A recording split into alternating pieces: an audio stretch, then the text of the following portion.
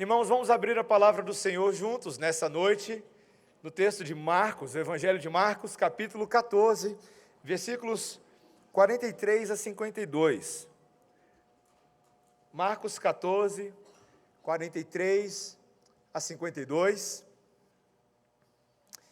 Os irmãos vão perceber como todas as leituras bíblicas que fizemos nesse culto, os cânticos que cantamos, até mesmo o direcionamento das orações, exprimem o que nós vamos aprender nessa noite nesse texto. Então, acompanhe a leitura da palavra do Senhor com bastante atenção, para que o Espírito Santo fale a nós com poder e liberdade e nos transforme dessa maneira. Assim diz o texto. E logo falava ele ainda quando chegou Judas, um dos 12, e com ele, vinda da parte dos principais sacerdotes, escribas e anciãos, uma turba com espadas e porretes. Ora, o traidor tinha-lhes dado esta senha: aquele a quem eu beijar é esse, prendei-o e levai-o com segurança. E logo que chegou, aproximando-se, disse-lhe: Mestre, e o beijou. Então lhe deitaram as mãos e o prenderam. Nisto, um dos circunstantes, sacando da espada, feriu o servo do sumo sacerdote e cortou-lhe a orelha. Disse-lhe Jesus: Saístes com espadas e porretes para prender-me como a um salteador? Todos os dias eu estava convosco no templo, ensinando, e não me prendestes. Contudo, é para que se cumpram as Escrituras. Então, deixando, todos fugiram. Seguiam um jovem, coberto unicamente com um lençol, e lançaram-lhe a mão. Mas ele, largando o lençol, fugiu desnudo. Esta é a palavra do Senhor. Vamos orar, irmãos. Deus bendito, continuamos aprendendo sobre o sofrimento do nosso Senhor Jesus Cristo por pecadores. E a experiência que Ele passou revela a nossa experiência neste mundo e revela a maneira como somos sepultados na morte dEle, e somos já ressuscitados na ressurreição dEle, mas seremos também, como uma esperança final, resgatados, e aprendemos muito dessa esperança quando ela é antecipada pelas cenas deste evangelho e dos evangelhos que lemos. Então o Senhor leva-nos a contemplar a profundidade, a grandeza, a dimensão existencial dessas palavras para cada um de nós, como servos e discípulos do Senhor, que queremos amar a Deus cada dia mais. Então fala conosco, Senhor, e move-nos na esperança que é Cristo, em nome de Jesus. Amém. Meus irmãos, se tem uma luta inerente e pessoal que cada um de nós empregamos todos os dias e todas as semanas, é uma luta para que sejamos vítimas de injustiças. Nenhum de nós gosta de ser injustiçado. Alguém aqui gosta de ser injustiçado? Alguém aqui morre de prazeres quando você sofre algum tipo de dano, seja quando você é lesado numa transação comercial, ou num acidente de trânsito que a culpa não foi sua, ou numa argumentação falaciosa a nosso respeito. A verdade é, meus irmãos, que todos nós buscamos reparação, e hoje nós vivemos numa sociedade que luta pelos seus direitos, é ou não é verdade? Cada vez mais tem os advogados, cada vez mais tem as causas, e por aí vai. Mas você consegue pensar em algum motivo para que alguém se submeta a uma injustiça voluntariamente? Dá para eu pensar nisso? Porque isso é totalmente antinatural para nós. Mas talvez tenham alguns motivos que você poderia especular para isso. Veja, talvez alguém, um ativista político, um ativista social, é preso por protestar pacificamente, mas ele considera que aquele é um preço pequeno a se pagar para chamar atenção para a sua causa. A gente já viu isso antes. Talvez uma pessoa poderia se submeter a uma injustiça para proteger outras pessoas, como, por exemplo, naqueles casos extremos de uma pessoa que está passando por um abuso doméstico, e aí a vítima, numa atitude de extrema coragem, ela opta por permanecer num relacionamento abusivo, talvez para proteger os filhos. Você também já viu histórias assim? Talvez uma pessoa numa situação de um sequestro, onde tem reféns, então ela opta por não fazer nada mais agressivo, mas se submeter às demandas do seu sequestrador para não escalonar a violência.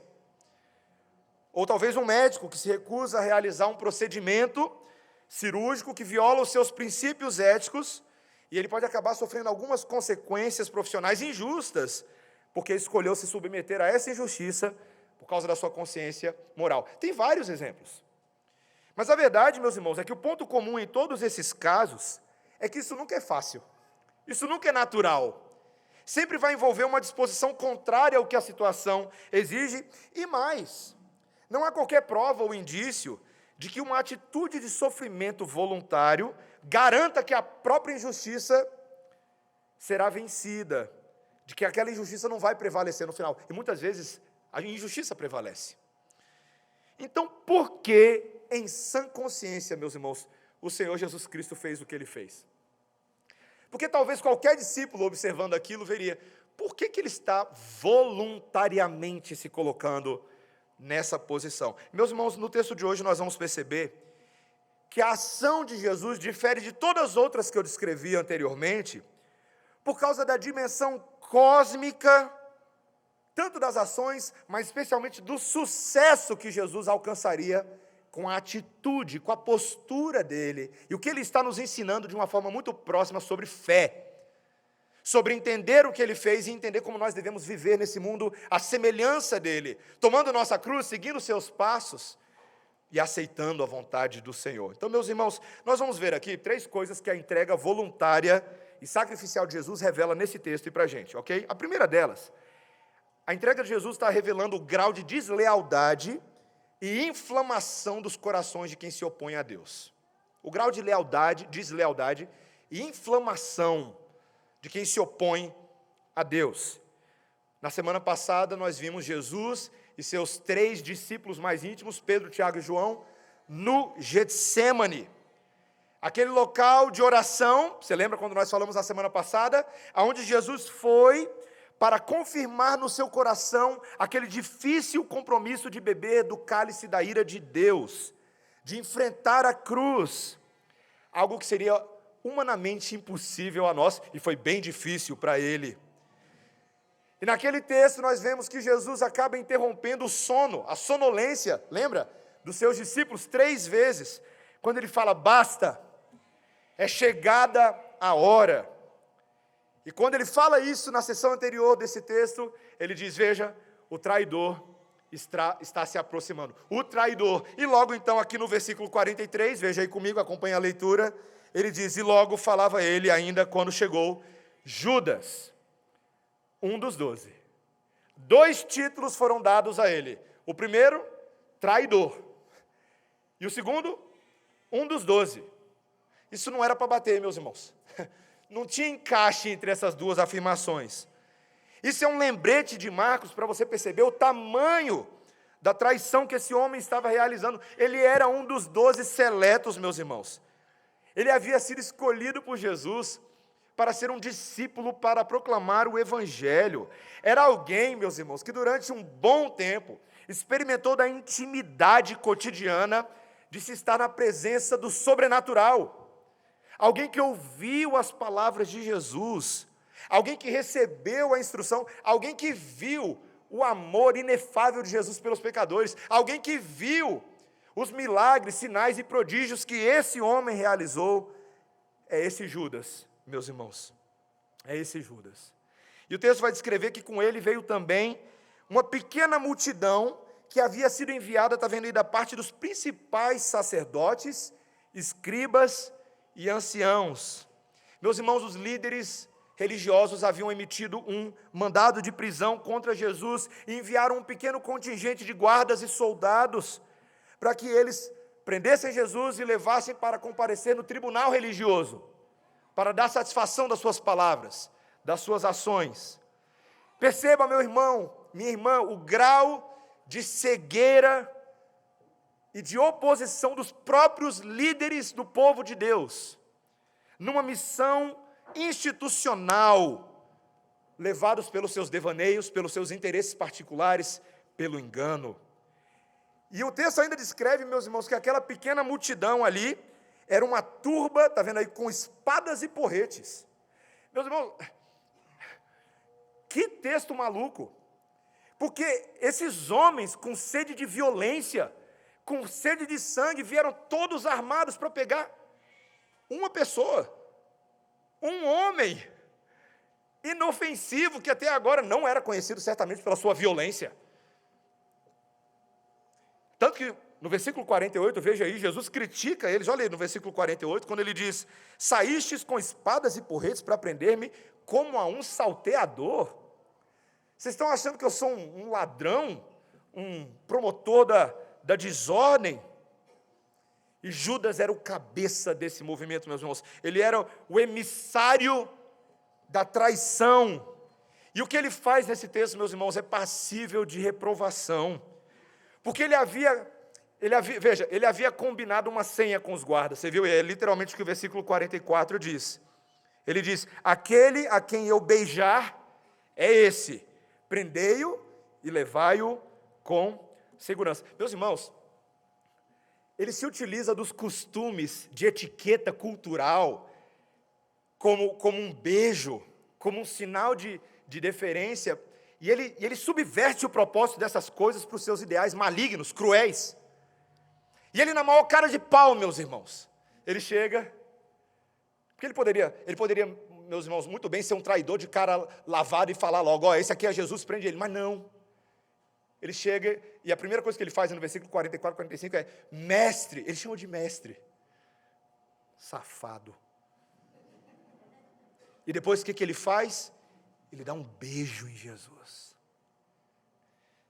Meus irmãos, de verdade, quando eu vejo Judas agindo assim, e você, a gente vê, isso me faz pensar na qualidade técnica da seleção de candidatos de Jesus, quando ele foi empregar os 12 discípulos. Porque, veja, meus irmãos, não é possível. Será que Jesus não sabia que esse homem era assim? Que ele era dessa laia, que ele era dessa fibra moral e espiritual? E esse é o ponto, meus irmãos. Jesus sabia. Jesus sabia muito bem. Porque Judas fora precisamente escolhido da parte de Deus a dedo, para nesse tempo da história cumprir o papel para o qual Deus o havia decretado: ser o traidor. Deus não estava sendo pego de surpresa, Jesus não estava: e agora, quem poderá nos defender? Não tinha nada disso. E o fato de que Deus era soberano e seus decretos estavam sendo desenrolados nesse momento, em nada diminui a responsabilidade de Judas, pelo que ele estava fazendo, a gravidade da sua traição, tão dissimulada nesse momento. Meus irmãos, isso é para que você e eu entendamos a natureza do que o pecado é capaz de fazer numa pessoa. Estava conversando com um irmão essa semana, a gente estava ali tendo uma ótima conversa teológica, falando sobre o crente, sobre o pecado, e ali a gente começou a concluir juntos, como o pecado cega, como os crentes têm caído nas ações de Satanás por ignorarem a força, o poder escravizador e endurecedor do pecado no nosso coração. Meus irmãos, essa turba só estava agindo assim com essa violência desproporcional, porque eles não enxergavam de fato quem era essa pessoa que estava bem diante dos olhos deles. Quem era? Era o Salvador bondoso, era o maravilhoso profeta de Deus, mas eles não enxergavam assim. E por não enxergarem espiritualmente assim, eles o desprezaram, eles o trataram como qualquer um, eles estavam prontos para a violência se necessário fosse. Meus irmãos, esse texto está me ajudando, a mim e a você, a entendermos que nesse mundo, presta atenção, não somente muitas pessoas não ficarão satisfeitas em se opor ao cristianismo, porque muita gente vai se opor ao cristianismo, tá? Mas elas chegarão ao ponto de conspirar para sufocar e estrangular toda e qualquer pessoa que representar essa verdade. Meus irmãos, tem muita gente hoje que acha que existe um monte de fobia, mas que não existe cristianofobia. Então deixa eu dar um dado para vocês. De acordo com o Índice Global de Perseguição de Cristãos, é um índice oficial publicado pela organização Portas Abertas, que é reconhecida não só por cristãos, ela é reconhecida inclusive fora do contexto religioso. Não sei se você sabia disso. A organização Open Doors, Portas Abertas, ela é reconhecida no mundo inteiro. E os dados da Portas Abertas servem inclusive para governos, para monitorar situações sociais dos seus países. Então, O Portas Abertas, em 2019, publicou que mais de 260 milhões de cristãos, 260 milhões, foram concretamente, severamente perseguidos em todo o mundo pela sua fé, só em 2019. Se você pegar e comparar esses números de 260 milhões com os números oficiais daqueles que são considerados genuinamente cristãos, de acordo com os dados do Portas Abertas, é mais ou menos 1 em cada 8 no mundo. 1 em cada 8. Somente no ano de 2019, mais de 2.983 morreram por causa da sua fé no mundo. Oficialmente falando. Meus irmãos, esses são os dados oficiais. Portas Abertas diz que provavelmente foi muito mais do que isso. Esses são os dados verificáveis. E por que nós não temos atualização desses dados de 2019 para cá? Por causa da pandemia, que atrapalhou bastante a verificação desses números. Mas, meus irmãos, imagine só. Essa é a realidade. Isso é o que nós, cristãos, temos que saber a respeito da dureza do coração do homem. Às vezes, meus irmãos, eu converso com alguns irmãos aqui da igreja, que falam assim, nossa, pastor, que terrível. E de fato é terrível, meus irmãos, mas o cerco está fechando. Meus irmãos, o cerco sempre foi fechado, convenhamos. Quem não teme a Deus se revolta contra Deus, é assim que funciona. E se eu e você não acordamos para isso ainda, nós estamos vivendo num mundo de fantasia. E não nesse mundo que jaz no maligno, esse mundo cruel e rebelde contra Deus. Mas, meus irmãos, ainda que tudo isso seja verdade, talvez, num primeiro momento, você ao me ouvir, você possa pensar, poxa, pastor, então, o jeito é ficar paralisado, né? A gente não tem para onde correr. Meus irmãos, é o oposto do que esse texto vai fazer. Esse texto não vai mostrar que a igreja se paralisa diante dessa ação, mas ela deve ter uma perspectiva de ação totalmente diferente. Porque, em segundo lugar, meus irmãos, veja agora a confiança de quem descansa na vontade de Deus. De novo, segundo lugar, veja a confiança de quem descansa na vontade de Deus. Então, olha aí o versículo 46, acompanhe comigo. O texto vai nos dizer: então, lhe deitaram as mãos e o prenderam. Veja, meus irmãos, só para mencionar, é um triste versículo, tá?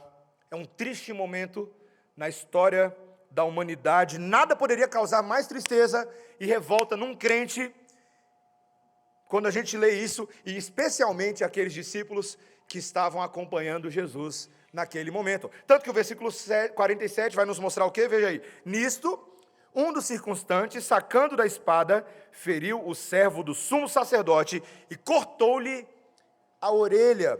Meus irmãos, a reação imediata de um dos discípulos, e nós sabemos quem ele era, né? Um dos evangelhos fala que foi Pedro. Ele pega essa espada e, num instinto natural de defender o seu mestre, ele vai lá e corta a orelha. E veja, vamos ser honestos, vamos fazer uma leitura honesta. Essa é uma reação bem compreensível, não é verdade? Humanamente falando, espera-se que alguém que queira defender o seu colega, o seu irmão, que lhe é precioso, talvez haja dessa maneira. É uma reação. Mas, meus irmãos, veja o contraste entre a reação de Pedro e a reação do próprio Jesus, que era quem estava sendo preso. Você percebeu que, da parte de Jesus, não há nenhum registro de uma tentativa dele de se livrar, de sair correndo, de se sacudir desesperadamente, falar, não me peguem. Não. Pelo contrário, ele aceitou de forma pacífica. Provavelmente ele esticou as mãos e falou, ok, eu vou. E essa é a grande pergunta, não é, meus irmãos? Por quê? Por que Jesus reagiu assim com toda tranquilidade? Meus irmãos, eu fico lendo o texto e me colocando no texto. Eu acho que nem eu, se eu fosse o homem mais pacífico do mundo, coisa que eu não sou, reagiria assim. Porque era injusto. Não é certo, é incorreto. Nós, por muito menos, a gente dá showzinho, meus irmãos. Não ri para mim não, que eu sei que você é pecador igual eu. A gente dá show. A gente não aceita, a gente esperneia, a gente fala, a gente bate. Mas diante da maior de todas as injustiças, Jesus aceita de bom grado. Como? E por quê? Meus irmãos, a resposta já foi dada no texto anterior. Porque Jesus já havia decidido em seu coração tomar do cálice da ira de Deus. Enquanto a reação de Pedro foi um ímpeto ansioso para se resolver os problemas com as próprias mãos, e veja bem, meus irmãos, se Pedro não tivesse dormido, se Pedro tivesse orado e vigiado contra a tentação, como Jesus tinha falado para ele, talvez ele não tinha reagido assim como ele reagiu. Mas a ansiedade vem por não estar em sintonia com a vontade de Deus. Jesus, meus irmãos, sabia que esta era a vontade do Pai. Era necessário que assim o fosse. Meus irmãos, tanto que ele explica, veja, ele explica isso no versículo 49. Veja, olha o que ele diz no versículo 49. Todos os dias eu estava convosco no templo, ensinando, e não me prendestes. Veja, meus irmãos, os caras tinham tido oportunidade, antes de prender Jesus, quando ele estava vulnerável, ensinando no templo, não é verdade? Estava fácil de prender ele lá. Mas por que eles não prenderam Jesus naquele momento, se era mais fácil? A gente lê em Marcos que humanamente é porque eles tinham medo da reação da multidão, mas Jesus vai explicar espiritualmente que não era bem isso não. Por quê? Veja aí, versículo 49. É para que se cumpram as Escrituras. Nenhum homem pode fazer qualquer ação da sua parte que não seja dentro do tempo que Deus estabeleceu para todas as coisas. O nosso cronos, o nosso relógio, só funciona debaixo da autorização, da permissão, do tempo de Deus. E Jesus sabia disso. Jesus sabia disso muito bem, e isso o levou, meus irmãos, a descansar na soberana vontade de Deus. Ele sabia que esse era o momento de se cumprir as Escrituras. Meu irmão, minha irmã, quando nós descansamos na vontade soberana do Pai, eu e você somos capazes de aceitar melhor as circunstâncias de injustiça, e veja, não somente porque elas estão dentro do plano soberano de Deus, mas porque um crente maduro e avançado, ele sabe que as próprias injustiças podem estar servindo para avançar o propósito de Deus sobre a terra. Isso é difícil para a gente aceitar.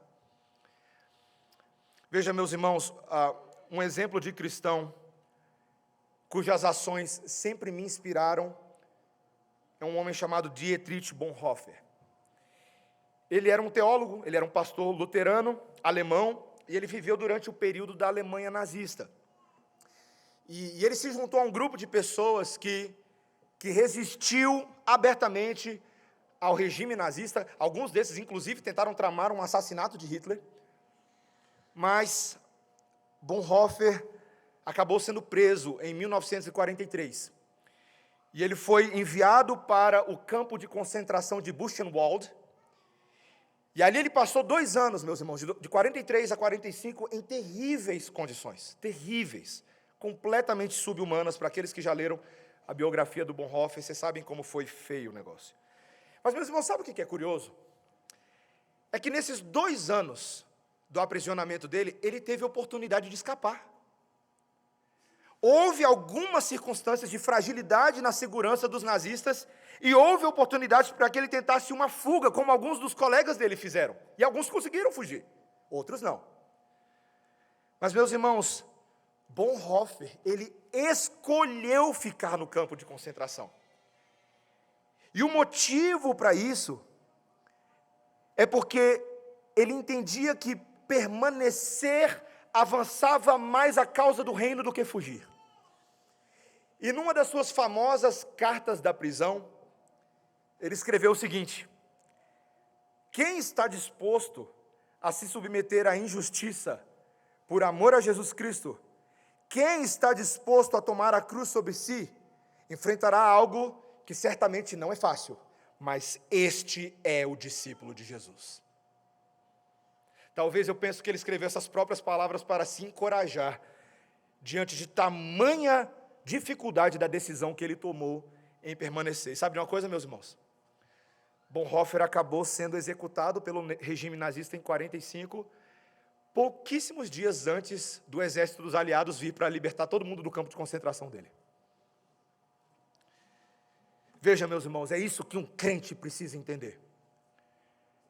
É possível que pela decisão de permanência por 2 anos voluntariamente num campo de concentração, Bonhoeffer tenha sido instrumento para a libertação de muitas almas dentro do campo. Almas que talvez não estariam libertas da escravidão se estivessem fora do campo, mas ainda pecadoras, presas às trevas, mas foram libertas em algemas dos homens, mas sem as algemas das trevas. Eu e você, meus irmãos, precisamos entender que até a própria injustiça pode ter espaço no nosso chamado cristão. Veja, Pedro escreveu em 1 Pedro 2,19, que isso é grato, que alguém suporte tristezas sofrendo injustamente por motivo da sua consciência para com Deus. E aí lá no versículo 21 de 1 Pedro 2, ele diz: porquanto para isso mesmo fostes chamados, pois que também Cristo sofreu em vosso lugar, deixando-vos exemplo, para seguirdes em seus passos. E no versículo 23, porque quando ele era ultrajado, não revidava com ultraje, quando ele era maltratado, não fazia ameaças, mas entregava-se àquele que julga retamente. Meus irmãos, esse é o sistema. O sistema é, nesse ponto, confiarmos no Evangelho de Cristo, que por nós se entregou a tal ponto de imitá-lo na maneira como ele fez com Deus. Ele se entregou ao Pai, e é por isso que ele foi capaz de caminhar para a cruz. Se o crente se entrega ao Pai em Cristo Jesus, ele consegue caminhar para a cruz, inclusive sofrendo injustiças involuntariamente. Você já teve assim na sua vida alguma injustiça, que pelo menos na sua avaliação foi uma injustiça, e pesou tremendamente contra você? Já aconteceu? Não precisa falar não, só já? Então deixa eu te falar uma coisa dura. Deus quis que você passasse por aquilo. E a pergunta é, o que você aprendeu daquela situação? Você só ficou brabinho, esperneou, bateu perna, ou você aprendeu a confiar mais em Deus, dependeu mais de Deus, chorou mais na presença de Deus, jejuou mais na presença de Deus? Essa é a reação, meus irmãos. Não é questionar a Deus nos seus propósitos, mas é confiar de que todas as coisas cooperam para o bem daqueles que amam a Deus, inclusive as injustiças. Inclusive as injustiças. Meus irmãos, a confiança de quem descansa na vontade de Deus é assim, é alegrar-se a despeito dos problemas, é confiar a despeito das injustiças. E veja, que ainda que nos pareça um fardo muito grande, meus irmãos, e parece mesmo, o texto fecha mostrando que Jesus, ele, exerceria coragem sozinho, para no fim das contas alcançar a nossa redenção. Em último lugar, veja, terceiro lugar, nós veremos aqui a coragem daquele que sozinho alcançou a nossa redenção. O versículo 50 é muito importante. Olha aí o versículo 50. Então, deixando, todos fugiram. Meus irmãos, quando eles prendem Jesus, Pedro vai lá e corta a orelha do servo do sumo sacerdote. Lá no outro evangelho fica registrado que Jesus foi lá e curou, botou a orelha de volta. Mas depois disso, todos fogem. Todos, meus irmãos, todos os amigos, todos os companheiros, todos os discípulos que caminharam durante todos aqueles anos com Jesus, bateram em retirada. Não ficou ninguém. Meus irmãos, esses mesmos homens, algumas poucas horas antes, está registrado em Marcos 14, 31, eles haviam dito, jurado, que nunca abandonariam Jesus. Mas a coragem deles evaporou. Eles não aguentaram a pressão na hora do vamos ver. E veja, tem um detalhe adicional aí que é importante, né? Ele menciona uma informação meio perdida, né? Versículo 51, seguia um jovem, coberto unicamente com um lençol, e lançaram-lhe a mão, mas ele, largando o lençol, fugiu desnudo. Você lê essa informação e fala, por que essa informação está na Bíblia? Meus irmãos, a tradição exegética, majoritariamente, assume que esse jovem pode ter sido o próprio Marcos, o escritor do livro. E claro, óbvio, poderia ser apenas uma memória irrelevante de uma testemunha ocular e Marcos foi lá e registrou. Mas o fato de que esse incidente não é mencionado em nenhum dos outros evangelhos, só aqui, pode ser uma atestação de autoria e veracidade de que foi Marcos mesmo que escreveu. E veja, eu não acho, meus irmãos, que a gente precisa entrar numa grande discussão se não foi Marcos, esse jovem aqui. O que chama a atenção, e aqui para mim confirma que é Marcos de fato, é que o comentário é humilhante. Se ele está falando dele mesmo, nossa, que exposição que ele está fazendo aqui, né? Porque se fosse eu escrevendo, eu esconderia essa informação. Mas, meus irmãos, é possível que se for de fato Marcos, ele está assumindo que ele também foi um covarde, de que ele também fugiu, de que ele mesmo sendo o escritor, o secretário para registrar essas palavras, ele também não aguentou na hora do vamos ver. Ninguém ficou, meus irmãos. Era uma descrição da covardia espiritual. E eu acho que esse comentário, esse é meu entendimento, depois eu posso explicar para os irmãos com mais calma, mas eu acho que ele coloca essa informação de que ele correu desnudo, como conclusão dessa parte, como um comentário espiritual de quem aqueles homens eram. Eles eram homens que estavam correndo nus, vazios na presença de Deus, despidos de qualquer coragem, sem teatro, sem maquiagem, eram o que eram, não tinham coragem de ficar com Jesus. E talvez, meu irmão, minha irmã, a nossa reação seja falar, que vergonha, bando de frouxo. Não tem homem nesse negócio aqui, não? Aí você já começa, você já ouviu o sermão assim, né? Esse é o problema dos homens hoje em dia, né? Esse é o problema dos homens. Tudo frouxo.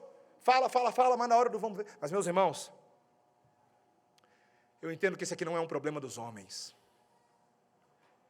Esse comentário revela a nossa frouxidão espiritual, a nossa covardia. É a gente que está sendo retratado nesse texto aqui. Todos nós, cada um de nós, nessa noite. Nós somos por natureza covardes. Nós não sustentamos nossa palavra no compromisso de seguir a Deus até o final. Nós somos infiéis. E você sabe muito bem do que eu estou falando. Eu sei muito bem do que eu estou falando.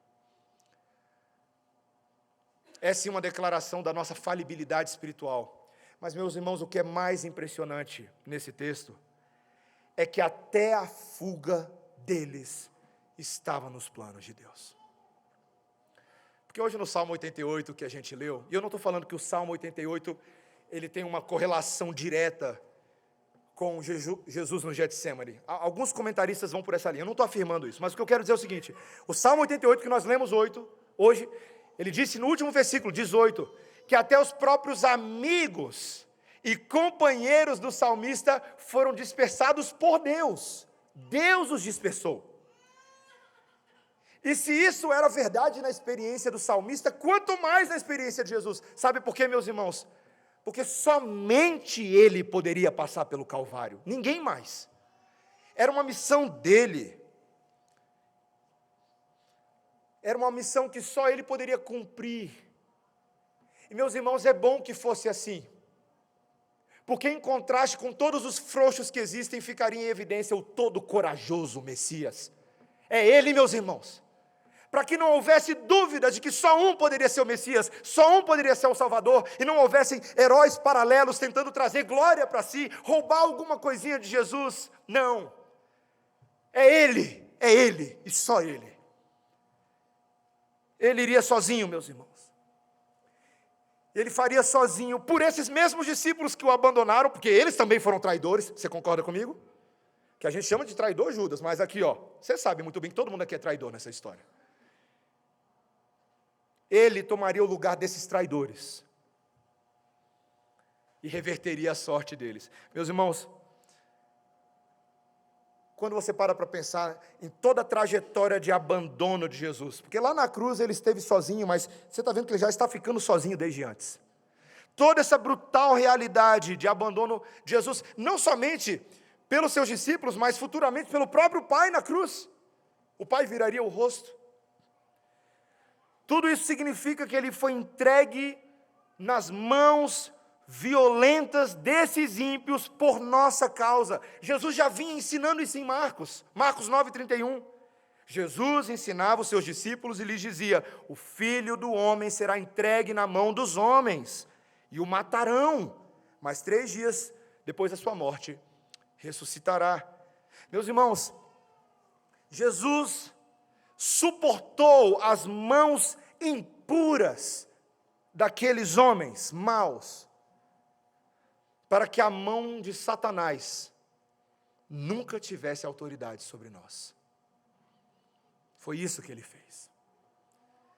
Ele se colocou nas mãos dele para que Satanás não pudesse tocar na gente, para que ele não tivesse propriedade eterna sobre nós. Então é uma troca de propriedades. Ele estava nos comprando, ele estava nos resgatando, e ele estava diante dos nossos olhos, como Paulo fala aos Gálatas, quando ele fala: Gálatas, quem seduziu vocês, diante de cujos olhos Cristo foi exposto como crucificado? Meus irmãos, diante dos nossos olhos, Jesus está galgando um novo grau de coragem que esse mundo ainda não conhecia. Uma linda e resplandecente nova coragem, meus irmãos, que nos enche de tamanho amor e esperança, que pela coragem dele, não a minha, porque eu sou covarde por natureza, mas a coragem dele galgou uma esperança que eu nunca teria. E é por isso que o autor dos Hebreus, ele estava tentando encorajar a igreja. Os hebreus estavam passando por uma barra. Deus estava disciplinando eles. E aí quando ele fala lá no capítulo 12 de Hebreus, para eles olharem para o autor e consumador da fé deles, Jesus, aí lá no versículo 3, ele diz assim, Hebreus 12:3, considerai, pois, atentamente aquele que suportou tamanha oposição dos pecadores contra si mesmo, para que não vos fatigueis, desmaiando em vossa alma.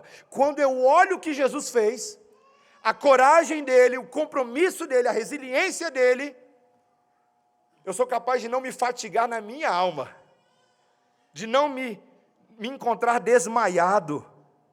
Meus irmãos, eu aprendo tanto com Jesus, que no momento mais trágico, descansou na vontade de Deus, e é em Jesus que você encontra poder e nova coragem para trilhar o mesmo caminho, meus irmãos, para cumprir a missão. Sabe quem sabia disso de letra? Um carinha chamado Paulo de Tarso. Meus irmãos, Paulo era um perseguidor da igreja. Aí Deus falou, é isso que você gosta. Aí transformou ele em perseguido com a igreja. E sofreu, meus irmãos. Sofreu, foi Paulo. Mas muito, muito. Calúnia, oposição, questionamento da credibilidade e reputação dele, dos interesses dele, mesmo da parte dos crentes. Os crentes questionaram isso. Os opositores faziam isso o tempo inteiro. Mas quando a própria igreja de Corinto se levantou contra ele, alguns líderes falando que ele estava mal intencionado, que queria só o dinheiro, que só queria a glória. Paulo se viu nessa situação. E lá em 2 Coríntios 4:1 ele falou, pelo que tendo este ministério, segundo a misericórdia que nos foi feita, não desfalecemos. Ele fala que Cristo é a glória dele, Cristo é a reputação dele, Cristo é o brasão de coragem dele. Por isso lá em 2 Coríntios 4, ele continua falando, em tudo somos atribulados, porém não angustiados, perplexos, porém não desanimados, perseguidos, porém não desamparados, abatidos, porém não destruídos, pois tendo agora espírito da fé, agora nós cremos e por isso também falamos. Ele confiava em Jesus, ele sabia que Jesus tinha o melhor para ele, meus irmãos, e é por isso que Paulo, em Jesus, conseguiu ter coragem, conseguiu suportar injustiças, e ele entendia exatamente como é que funcionava o coração dos pecadores. Meus irmãos, quem conhece a Jesus, pode viver assim.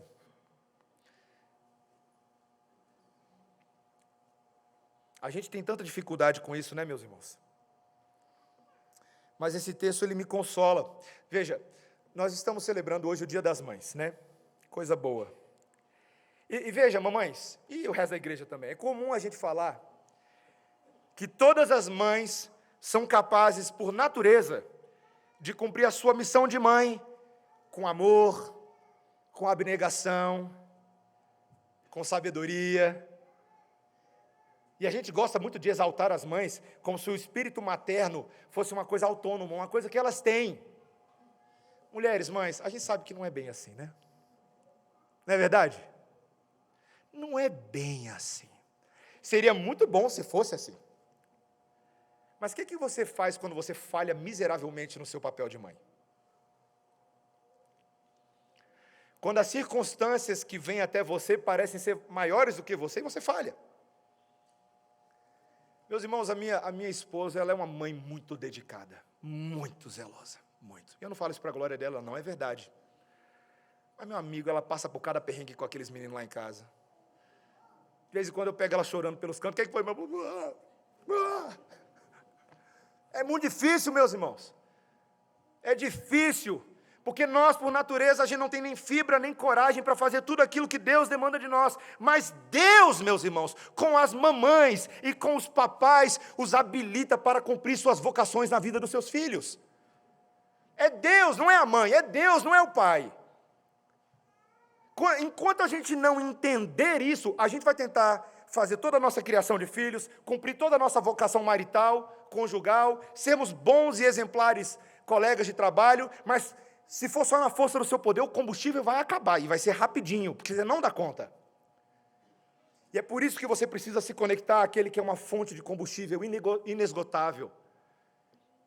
No Dia das Mães, eu tenho optado nesses dias por parabenizar as mães, mas mais parabenizar o Deus das mães, que as capacita a cumprir essa função transformativa na vida dos seus filhos. A gente já vai estar celebrando, daqui a 2 semanas, um dia de oração pela igreja perseguida no mundo. E eu lendo sobre esse assunto de igreja perseguida para o sermão de hoje, caí na história de uma mãe. Uma mãe chamada Gina, deve ser um nome fictício. Ela tinha um filho pequeno, chamado Apo. E ele tinha apenas 1 ano, esse filho, quando o pai dele, marido dela, chamado Robert, foi sequestrado por extremistas na Síria. E ele simplesmente desapareceu. Meus irmãos, de uma hora para outra, o marido dessa mulher, o pai do seu filho, simplesmente desaparece. E após anos, meus irmãos, sem notícias, ela foi considerada viúva pela lei e precisou criar o filho sozinho. É igual quando, meus irmãos, cai um avião em algum lugar que ele simplesmente desaparece, e os familiares sequer sabem o que aconteceu. Foi mais ou menos o que aconteceu com ela. Mas ela sabia que o marido havia sido sequestrado. E não tinha mais volta. Provavelmente ele já tinha até morrido e ela não tinha notícia. Meus irmãos, ela foi desamparada pelo Estado. Ela ficou desamparada do seu próprio marido. Mas ela não foi desamparada de Cristo. Ela conhecia o Senhor. Ela havia se convertido numa dessas secretas missões de evangelização na Síria. E após todo esse estado, ela encontrou forças no seu verdadeiro marido, Jesus. E ele o fortaleceu, e ela conseguiu recursos, crentes, igreja, um lugar chamado Centros de Esperança, que a Missão Portas Abertas tem. E ela aprendeu a ser manicure, e ela conseguiu recursos financeiros que precisava, e mesmo trabalhando numa longa jornada de trabalho, ela ainda se dedicava ao seu filho.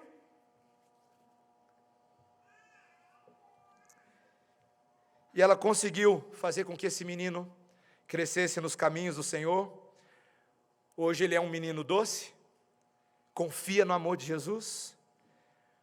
E mesmo durante os terremotos que atingiram a Síria e atingiram a própria casa deles, eles permanecem firmes em Cristo. E tem muitos testemunhos assim, meus irmãos, de gente em lugares quebrados, pessoas quebradas, enfrentando situações quebradas, sustentados pelo todo corajoso Jesus do Calvário. Se é possível a ela, é possível a mim e a você. Eu e você podemos experimentar Jesus. E nesse Dia das Mães, nós devemos, por exemplo, orar pela igreja perseguida. Nós devemos orar pelas mamães da igreja perseguida, porque elas, além de enfrentar os desafios da maternidade, precisam lidar com os riscos e perigos por serem seguidoras de Jesus. Nós podemos orar por eles e podemos orar por nós, para que por meio da oração, o Senhor cumpra em nós esse entendimento da dureza do coração dos pecadores, a confiança na vontade de Deus e a coragem para viver o Evangelho. Eu fecho o meu sermão dizendo que o pastor de vocês bateu em vocês no domingo passado, chamando todo mundo para orar, não foi? Deu resultado. A sala estava cheia hoje ali. Quem participou da reunião sabe, foi muito bom. Continuemos, igreja. É a mesma aplicação da semana passada. É para orar cada vez mais, não menos. Hoje a gente só lotou aquela sala. Eu já falei para vocês, semana que vem talvez a gente vai ter que interromper o ensaio aqui do pessoal, porque não vai estar mais cabendo lá dentro. Então, músicos, cheguem mais cedo pela fé, 4h30 para ensaiar, porque o pessoal vai ter que vir orar aqui no salão. Oremos mais e mais, orar sem cessar, para obter da cruz de Cristo os benefícios que Ele mesmo prometeu para a sua igreja. Amém, meus irmãos? Vamos orar, igreja. Senhor Deus, Senhor nosso, quão magnífico em toda a terra é o Teu nome, Senhor. Obrigado pela Tua palavra.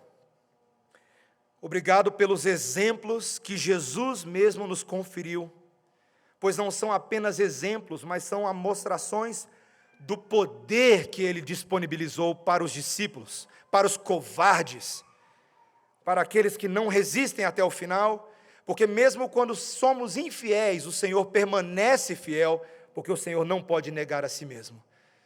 E mais uma vez te exaltamos, porque Cristo tomou do cálice da ira de Deus por nós. Obrigado, Senhor, porque tudo que Jesus fez nos leva a confiar e descansar na vontade do Senhor. Era necessário que Ele fosse preso, era necessário que Ele fosse traído, era necessário que Ele fosse levado até a cruz do Gólgota. Porque se assim não fosse, nós não estaríamos aqui, Senhor. Obrigado, porque o Senhor tem misericórdia de nós, traidores por natureza. Obrigado, porque o Senhor tem poder para fazer de inimigos amigos. Obrigado, Senhor, porque nesse dia das mães, o poder também está disponível a elas, mamães. Somos gratos por elas, mas muito mais gratos ao Senhor, que é o Deus da vida delas. Sustenta as nossas mamães, Senhor. Fortalece-as no poder do Espírito e na palavra de Deus, para que tenham a sabedoria que vem do alto e sejam resilientes, não apenas para serem capazes de aturarem os seus filhos, mas de amarem, de cuidarem, de se entregarem por eles como Cristo se entregou por elas. E que nós, os pais e os homens, sejamos capazes de ajudá-las nesse chamado, até mesmo aquelas moças que ainda não são casadas, mas que sejam protegidas na igreja de Cristo e sejam tratadas com dignidade e respeito, e que nós, homens, na força de Cristo, não sejamos covardes para cumprir o nosso chamado em relação às mulheres no nosso meio também, Senhor. Dá-nos a força do Senhor, para que aprendamos que a injustiça pode ser veículo da tua soberana vontade. Amadurece a nossa fé, em nome de Jesus. Amém. Igreja, vamos